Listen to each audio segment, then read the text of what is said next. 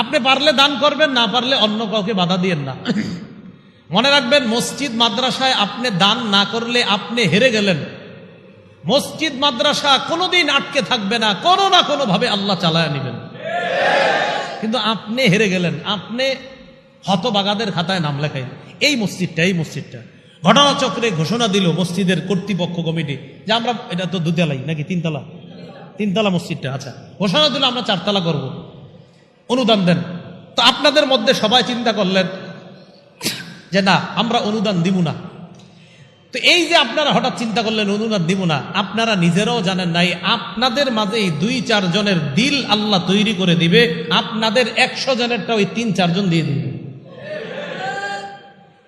কারণ আল্লাহর ঘর এটা হবেই, আপনি দিলে ভাগ্যবান, না দিবেন হতভাগা, কিন্তু আল্লাহর ঘরের কাজ আটকে থাকবে না, এ কথা নিশ্চিত।